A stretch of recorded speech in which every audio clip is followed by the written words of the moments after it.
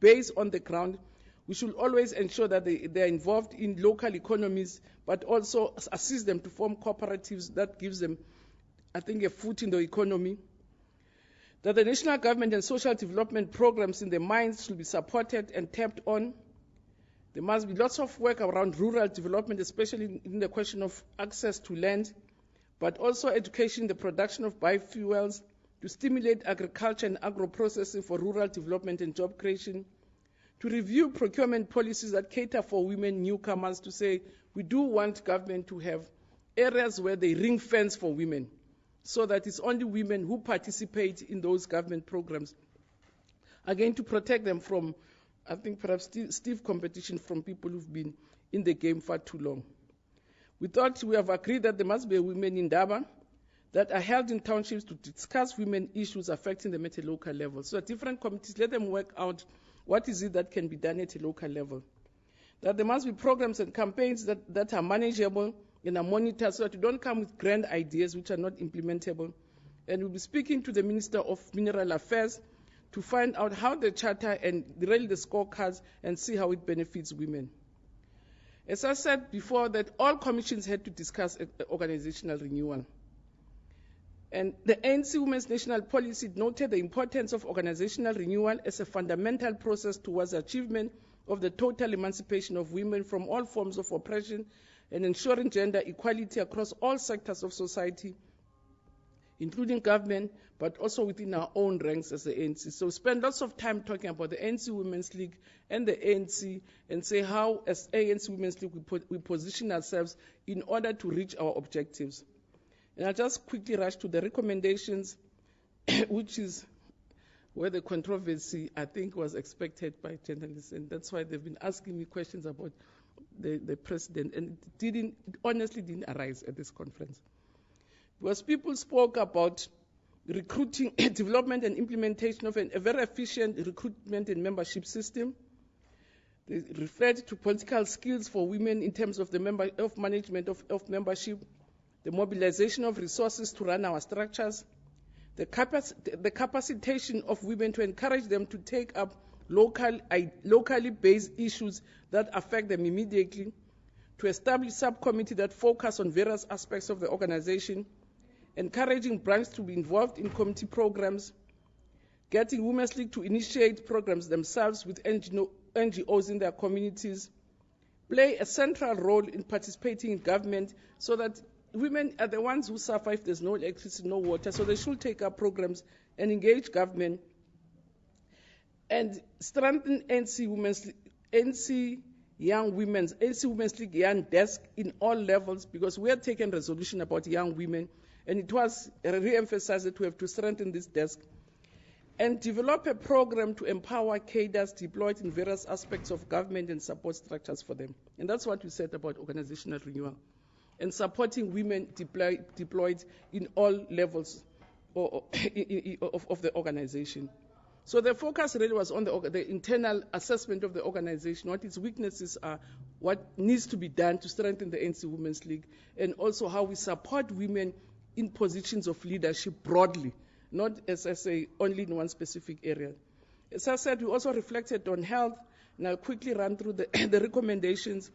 It was around the cleanliness of hospitals and clinics, making sure that, again, to capacitate health workers and make sure that they treat people with dignity, to deal with the issues, the ongoing issues about queues in clinics, and getting government to also re-educate communities about indigenous knowledge systems and relevant home remedies. Because some of the things that people now go to clinics for is things that can be dealt with at home, as long as people know how to deal with them.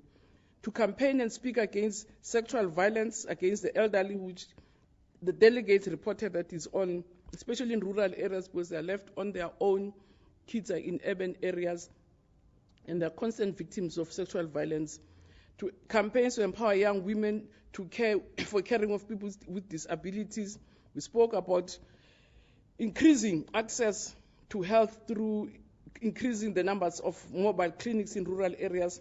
To establish ANC Women's League Youth Desk to run campaigns against drugs and about reproductive health, but also to encourage or ensure that women are also involved in health economy. so that they are not there only as consumers, but they can also benefit from health. On education, we also have recommendations that we're saying we have to start pushing more women into technical subjects and including the retraining of teachers to offer technical subjects, to step up the campaign of Karikude because it is coming to an end and therefore there's a need to reach out to all illiterate people, the majority of which are women, to ensure that we support local ECD centers, get them registered, and also ensure that these women who are running these programs get the necessary training. Showcase, there was also an issue about history in our schools, the support of school managers and teachers who are really running the system, but more important also to encourage parents. They reflected on ICTs, also on focusing on the girl child in what sometimes is seen as difficult areas, so that the program around girl children and maths is here, but also on senior levels that we have more women going for your PhDs and masters, which is where they are lacking in big numbers. And assisting, counseling, and more important to work with young women on reproductive health also in schools. The Commission on Gender-Based Violence took, I think that was where women were very loud about the fact, very vocal about the fact that despite the fact that there are lots of laws, women still remain vulnerable and unprotected. So we are saying that despite strong legislative and regulatory framework in place that prioritizes gender equality and the respect for human dignity, women and girls continue to face abuse and violence in increasing levels. Despite the fact that we are signatories to a number of international bodies that outlaws discrimination against women, with a constitution that strongly advocates for the rights of women, indeed, we still continue to see lots of problems. And they spend lots of time really reflecting on the justice system. But the conclusion was that even by the time the justice system comes in place, it's already late. There's a woman dead, there's a woman who has been raped. So we're dealing with what we should not even get there. The whole idea that this conference said we should really look at the causal factors so that we don't even have to stress a lot about your justice system because you could stop at the causal factors. So Ukutwala came in also as just one problem that these harmful cultural practices that continue to objectivize women and create this notion that women have no rights and therefore they can be easily abused.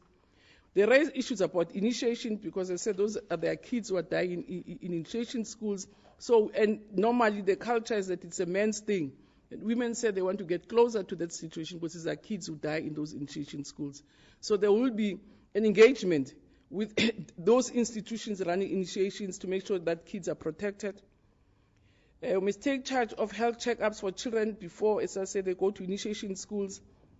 They agreed on early diagnosis, partnership with traditional health practitioners, which also still goes around your initiation schools. Call for access of the South African police services to make interventions in all areas to work together with the provincial circumcision and monitoring structure. So they spend lots of time for the first time, which we normally don't do because it said it's a men's area. But for the first time, women felt quite strong that they, as women, want to really have a say in how those schools are run. And review areas such as the protection of perpetrators, because they felt that perpetrators sometimes have got too much rights. Continue to picket in courts to raise awareness around the prevailing weaknesses within the justice system, to prioritize criminal cases against your lesbian, genders, and LGBTs, and demand harsher sentences for people who victimize your lesbian, your LGBT. It's easier that way, because there are lots of them. So it's all these groupings that normally are at the receiving end in terms of gender-based violence. And harsher sentences also for perpetrators of witchcraft, because I think you'll be aware that every time a person is called a witch, it's a woman who's older. And they just felt that, because women live longer than men, and in rural areas they become victims of insults about being the ones who are witches in communities. And again, we raise that there must be awareness and also education about what sometimes creates perceptions about witches. Sometimes people are just, they're old and what is it, dementia, where they just lose their consciousness and just wander around, and people just think that they're witches, and simply because they're quite old. So it's really to educate people about the health and elderly people, to say some of the things that they suspect are witchcraft is things about just aging. It's diseases of age, and it has nothing to do with anyone witching. If an old person wakes up at night and just walks around, and we just felt that there are things that fuel that perception about old women being witches. And also the stigma around rape, so that people come up front, they can come for support. And they made lots of examples about how women are just unable to talk about rape if they've been raped because of the stigma associated with rape. The establishment of street committees to protect and identify vulnerable women and children, to foster with NGO, because it's quite strongly, it was the whole question about us working much more closer with non-governmental organizations, so they give us a capacity to do the things that we're supposed to do, which we're unable to do. And these are some of the areas and recommendations we've agreed with. We only came from the conference yesterday. The process is that we had launched our papers, we went to this policy conference, provinces had been to their own policy conferences. In terms of the roadmap towards our conference, we're completing our audit now. January and February, we're going to go into BGMs where there's going to be nominations of delegates and nominations for candidates. And at those BGMs, provinces and districts and regions have to run workshops to make sure that, again, these discussions are enriched. And all these things and all these recommendations, including what will come from provinces, will be consolidated into a report that we take to our elective conference. And it's only the elective conference that will be able to adopt these recommendations as final decisions. But for now, this is still part of the process towards policy development and policy discussions. So it's recommendations that are going to go to our provinces, they're going to go to our branches, and be consolidated at PGCs and finalized when we get to the elective conference in April. Thank you very much, Troy. Thank you very much, President.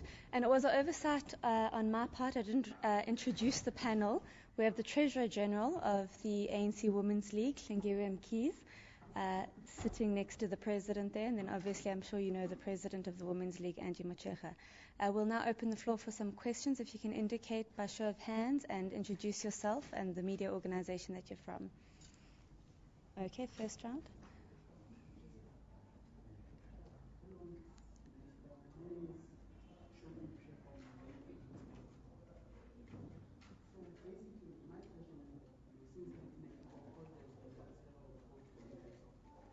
Can you speak up a bit, please? Yeah. Like since 1994, there has been considerable progress in women, like being in leadership positions within government, ministers, in state houses, and so forth. So, like my question basically is, why then hasn't the issue of a woman president, wasn't the issue of a woman president discussed at the national conference? Okay. Any other questions? No other questions? Okay. Yes. Minister, Michael Apple from ANCWL. The issue of gender violence, 47 people killed daily.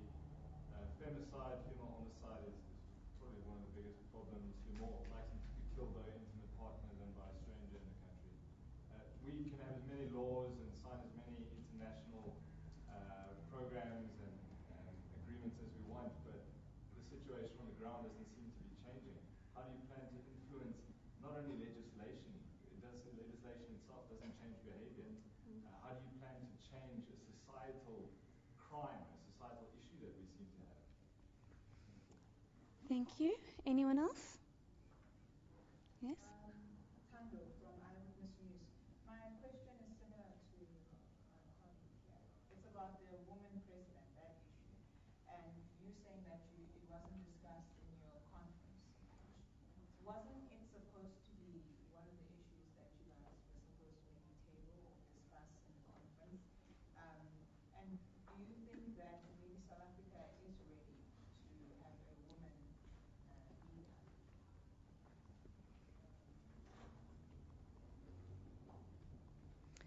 Anyone else? Okay, President, do you want to take the first round? No, let me start with the gender-based violence because it did evoke lots of discussions. And as you correctly said, I mean, I stayed a while in that commission also. And exactly that's the point that women were making, because at some stage they were talking about how police cases, and people said, by the time you get there, there's a woman dead. By the time police arrest or don't arrest, there's a woman raped.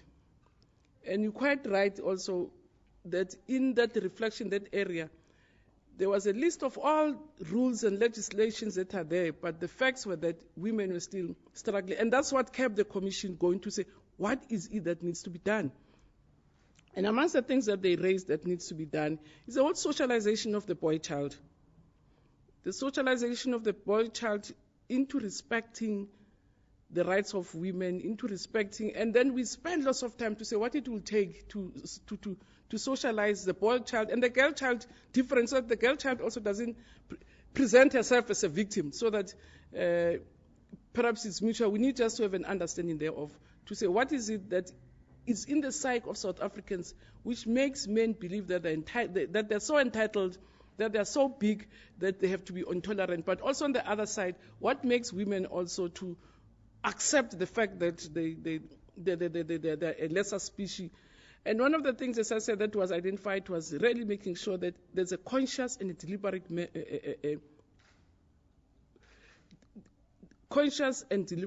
program around socialization of our children differently. Because you're quite right that it's really in the psyche.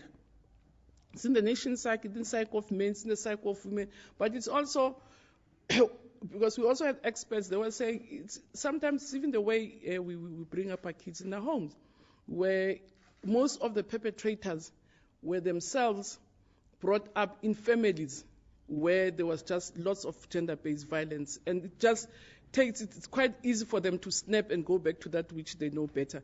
And that was really the discussion, and lots of information spent around how this thing manifests, what it costs, where it comes from. And you're quite right, they move off from the paradigm of legislation to say it's proven not to work effectively. You can have million laws, you can have million prisons, you can have an efficient justice system, but the issue is really in the psyche of the nation. And I think that's where we're saying we have to find ways, even working with experts, to say what else needs to be done to deal with that national side. On the women's president, you're quite right. Lots of achievements we've made from as an organization, as a country. And I'm sure they were not dictated by anybody else outside, I think, the structures that did it. I'm sure when women asked to got 30% or fought for 20% the first conference of the ANC, they did it out of their vote, out of their own initiative, and fought that struggle on their own. And I do think the question of women president, it's not something that I think you artificially impose the way the media does. I mean, that's why the media goes out and say something which is not true. The newspaper that said we're speaking about Cyril, it's also untrue. So you don't promote a process through distorting the truth and just really creating something which is not there. So the mere fact that they didn't speak about it means they have not spoken about it. So you can't even artificially say it has to be spoken about. They didn't speak about it, so there's nothing said about it. So that's the same answer. That it was supposed to have been there. If it would have arisen, it would have arisen under organizational renewal. Because that document touches on everything about the membership, how it's handled, our structures, leadership positions, our relationship with other women's organizations. So if it was to arise, it would have arisen there. But you can't say, no. Stop. The media wants to know about the women's president. Because that's the media that has been asking me that. I've not heard it anywhere. So those women chose not to speak about it because they chose not to speak about it. So it didn't arise even from the document where if it was to arise, would have arisen. So it didn't arise, it was not spoken about. And by experience, is that it's whatever processes and success that were made, they were not imposed from outside. The structure itself does initiate those processes. So if they have not initiated it, you can't do it artificially and say, speak about the women's president. The media is very concerned and They really are on this. That's why the whole morning I was answering the same question. The media is very keen on this one. Please speak about it. It doesn't happen that way. It will happen on its own. It will evolve when it evolves. We could be surprised. Perhaps it can even be said at our elective conference. I can't predict. But the fact is it was not discussed. And if it is to be discussed, it will come from inside.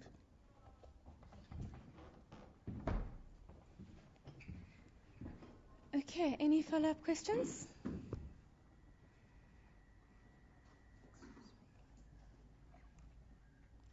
No follow-up questions. Oh, there, sorry. Yeah, Lehana Tuketi from SABC. I just want to find out, you mentioned that you really want to up the status of women, and then you mentioned that even in the BEB there must be a W. But then the fact that I want to find out is, if you're really insistent on making sure that women occupy higher positions, not only men are looked after, why is it that you did not discuss the issue of the women president? Okay, anything else? Okay, should we take that as the last question? Okay.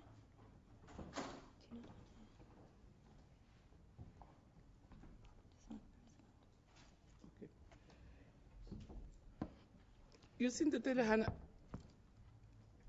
the success of any program that we do, so I'm giving because it was not answered. So I'm not answering for the ANC. I'm saying in the renewal document, if the matter was supposed to arise, it would have arisen there. But women in commissions, because if you go to a commission as a facilitator, you allow women themselves to raise issues. So in all the issues they raised, they did not raise the question of the women president. I'm repeating it. They've not raised it. What instead they raised, it was supporting women in positions of authority, which would have included, it could include the president, it could include the secretary, it includes chairpersons in provinces, it includes premiers, it includes councillors, it includes everybody else, because women's leadership is not only, because we are women, and that's why they will not only focus perhaps only in government, because women are not only confined to government. There are women in the media, there are women in the economy. So if you look at women's leadership, we're going to look at it broadly. But just to repeat the point, the matter did not arise. It arises only when we speak to the media. So it's still a media issue. So I think perhaps the ANC will pick it up from that the media wants an answer, but for now, they've not pronounced themselves, they did not discuss it. All the time when I have to answer the question about the women president, it's when the question comes from journalists. It has not been, for me, from where I sit, being an internal, organic discussion within the organization. So to come back to your question to say, how do we say things will happen? You want me to answer something which is not, it didn't arise. How women will advance in different areas, they don't advance through only one instrument. The ruling party, its policies, it's not individual. Individuals who are put in positions are there to advance and implement policies which have been agreed upon. So through this process, and that's why it's a very protracted process, it's a process which is going to inform our policies, which are also going to go to the NGC. And whoever is in position does not implement their dreams, is going to implement this. And that's why this process is very important. So how they will advance in the economy, it will be about how we are able to craft clear strategies, clear policies for whoever to implement. So the implementation of policy for advancement is not dependent on an individual, it's dependent on the correctness of our policies and our strategies. And that's why even the achievements that we've achieved despite, because it's the policies that drive any process that I think any leadership can impose. But I repeat, it didn't arise as yet. Show me to arise. For now, it has not arisen. Thank you, President. Before we close, TG, would you like to add anything? Thank you very much, President. Just to also add to what to be a serious concern in your own mind, I think it would have been really inappropriate if in a policy conference women went to discuss specifics in terms of what they aspire and what they want. Normally, policy conferences are meant to assist people to share a common framework in terms of values and principles. And in this instance, I think the question, the way it's phrased, is really problematic in the sense that it sounds like it's looking for a name of a person. There was a mention of how we get women to be ministers. Even then, we never said for the Minister of Foreign Affairs or Minister of Health, we want a woman. But we had clear policy positions in terms of where we want our women to be. And the due process then landed up in the right place. So what I'm trying to say, President, is that maybe the way it's raised, the question is raised, is not assisting the public to really understand the value of what transpired. And I think if you look at the caliber of women who came from all the provinces, having debated the policies that were developed, they would have started coming up with specific names. The resolve was really around how do we reposition ourselves at a branch level in such a way that we defend our gender equality gains. And we thought that consciousness and positioning was sufficient. And with regard to gender-based violence, again, as the President have said, that's one area where women felt they spoke to their gains, but also clearly wanted to revisit the structures at a community level. I don't want to add to what the President said about socialization issues, parenting issues, looking at our education system, the values, the curriculum and everything, but also was the issue of our history, the structures that we used to have at a community level, in line with the theme for this year, Count Me In, embracing the theme that it's each and every person's responsibility wherever we are to be resolved and determined to eliminate it from happening. In other words, reporting and supporting women and so on. Thank you, President. Okay, thank you so much. I think that's it.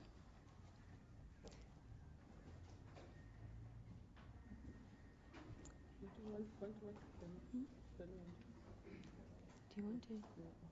Mm-mm.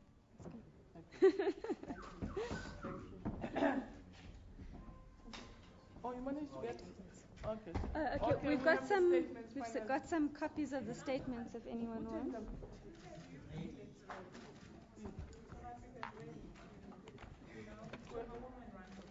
We were ready in 1894. That's how ready we've been. So we've always been ready. We've never been unready. You should tell them where you started. Charlotte Macdad is the first. Now, even for instance, for this conference, we dedicate the conference to Charlotte Macdad to say this country has had some of the greatest women before. Mahaba, who became president of the ANC, were recruited by her. Some of the people. So we've been ready by getting something. We've always been ready. So I should have reminded Peter Upendla, our colleagues.